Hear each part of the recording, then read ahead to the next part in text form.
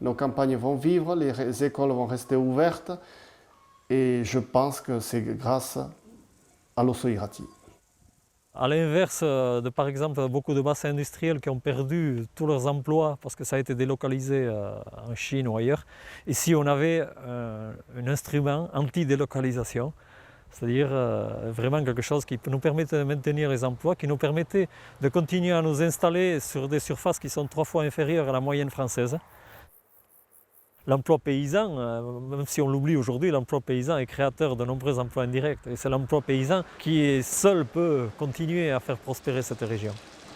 C'est une relation qui est vitale. C'est-à-dire que s'il n'y a pas de producteur, il n'y a pas de fromager. Et s'il n'y a pas de fromager, il n'y a pas de producteur. Oui, c'est vraiment un partenariat économique pour faire vivre le pays. L'entreprise Agour donc, a été créée en 1982.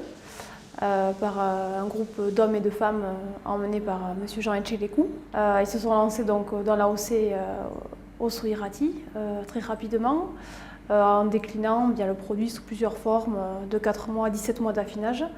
Il y a une charte de qualité au niveau de l'Osso Irati qui est très stricte, au niveau des analyses du lait, au niveau de la zone de collecte, qui a fait que tout le monde s'est mis un petit peu dans les rangs et que tout le monde a été vers de la qualité. Un lait de qualité, ça veut dire déjà derrière des produits de qualité. La recette qui est utilisée aujourd'hui pour faire l'osso irati est la même qu'avant. Seulement, on a été obligé de se mettre à la page et d'utiliser ce qui est préconisé, notamment par les règles d'hygiène, pour pouvoir produire en certaines quantités. Donc c'est des recettes traditionnelles avec du matériel innovant. L'image de marque, ce serait une entreprise qui est ancrée dans son terroir, qui est directement lié à l'affectif et aux racines basques. À la base de tout ici, c'est l'amour du pays.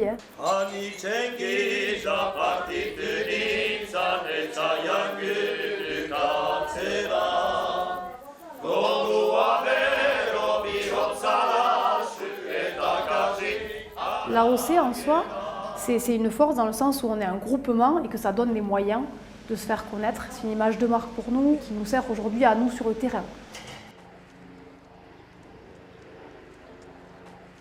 Il faut qu'on communique sur notre cahier des charges et il faut qu'on dise aux consommateurs en quoi l'osso irati est différent d'un fromage pyrénéen qui n'est pas osso irati.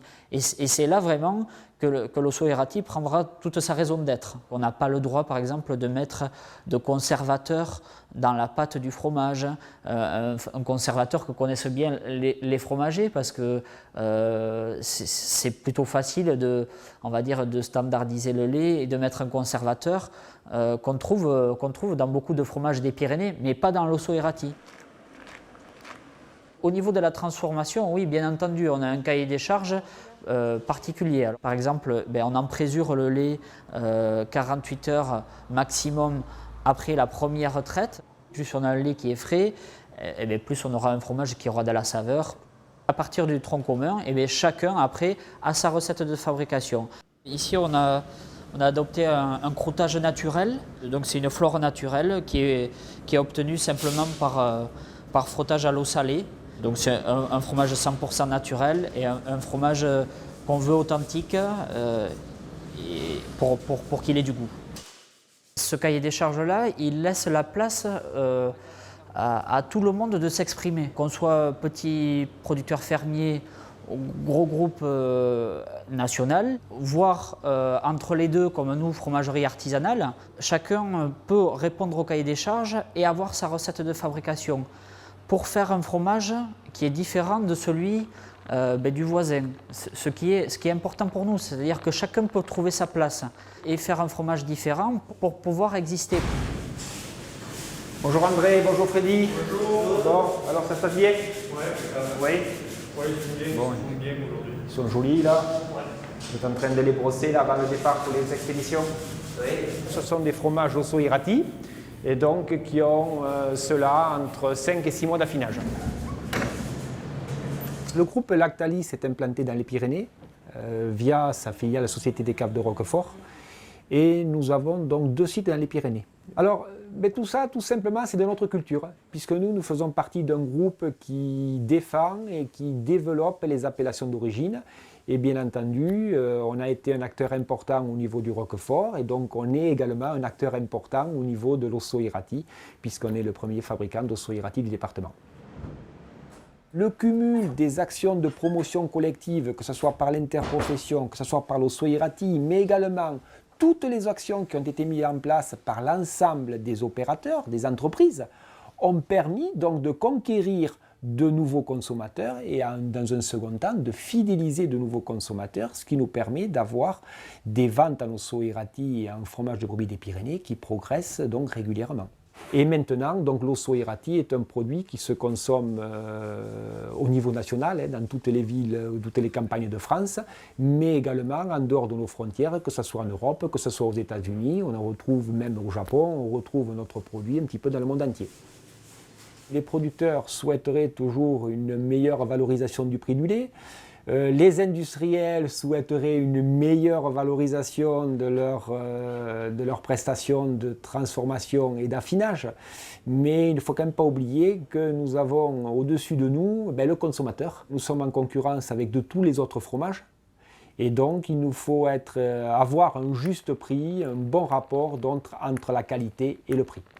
Je pense qu'il y a une véritable complémentarité entre les fermiers, les livreurs, les transformateurs, que bien entendu chacun fait valoir ses idées, mais qu'on est dans une région où c'est vrai qu'on a un petit peu le sang chaud, mais on sait quand même s'écouter et surtout on essaye de se comprendre et on essaye d'être avant tout complémentaires pour le bien de notre appellation d'origine Ossoirati. Et c'est une des forces de cette appellation. On a le plus petit fermier qui fabrique 1 tonne de fromage par an. On a des petites laiteries artisanales coopératives, des petites fruitières. Et on a les grands groupes nationaux. Dans cette filière, on fait tous les acteurs. Et à mon avis, ce n'est vraiment pas un inconvénient. Je crois qu'aujourd'hui, les changements qui ont été faits dans cette appellation se retrouvent dans le produit. Et on a fait un pas supplémentaire, c'est d'identifier le fromage fermier avec une tête de brebis et avec un œuf, que chacun soit bien à sa place, à l'intérieur de cette famille. On a chacun une façon de travailler différente, on fait du fromage différent et il faut qu'on cultive cette différence justement et que chacun trouve clairement sa place. C'est ce qui nous manque un peu jusque-là. Je pense qu'avec la nouvelle marque de l'AOC fermière, en distinguant le fermier, on a entièrement notre place maintenant. Et la différence entre le laitier où on transforme le lait de plusieurs producteurs de lait et le fermier où on traite notre lait, le lait de nos brebis, et on le transforme à la ferme. Et dans les fermiers, après, donc, il y a une sous-catégorie, on va dire, parmi le fromage fermier et le fromage d'estive. C'est quand on part en estive et qu'on transforme notre propre lait en estive, le lait de nos brebis. La méthode traditionnelle, à l'ancienne. À la création de l'AOC, les fermiers béarnais et surtout les Haut-Salois n'avaient pas du tout apprécié qu'on utilise et leur nom, mais aussi ce savoir-faire ancestral, et notamment par les laiteries, d'utiliser ce savoir-faire. Et alors a découlé une période difficile d'opposition. Et alors le choix qui a été fait, c'est de faire en interne le mea culpa et la révision du cahier des charges, des statuts et maintenant les projets qui sont en cours avec l'intégration des terres du Pont-Long que Jeanne d'Albret leur avait donné et de la mention estive sont des éléments qui permettent de reposer cette appellation sur ses bases, sur ses fondamentaux. Et moi je ne désespère pas que les 40 ans, nous les fêtions la famille réunie, béarnais et Haut-Salois y compris. Là, c'est les derniers foins. Les brebis ont pâturé dans cette prairie jusqu'au début juin, au moment où elles sont parties en transhumance. Et là, c'est des petits foins, mais qui sont bien faits. C'est bon, ça, c'est très bon, ça sent bon. La brebis qui mange de la bonne herbe et du bon foin, ça va faire du bon lait, ça va faire une brebis qui est en pleine forme parce qu'on a respecté ses fondamentaux. Je dirais presque que ce foin, on le fane religieusement. Pour des brebis, il faut qu'il soit vraiment réussi. Oui.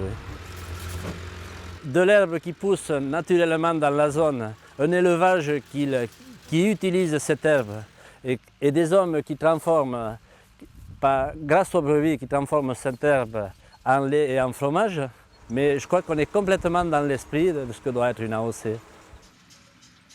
C'est un métier ancien, mais qui a tout à fait de l'avenir.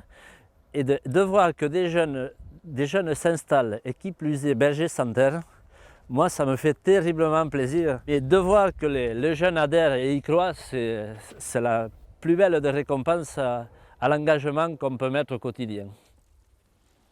Et après d'imaginer que sur une même zone, on puisse être près de 2000, à défendre la même chose, à croire la même chose, c'est extraordinaire.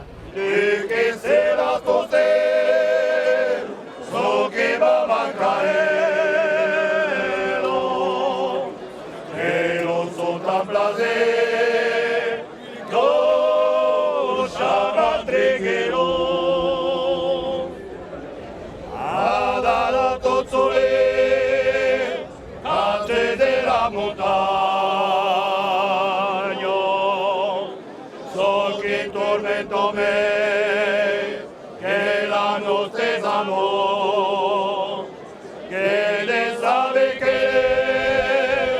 se da che lo pelo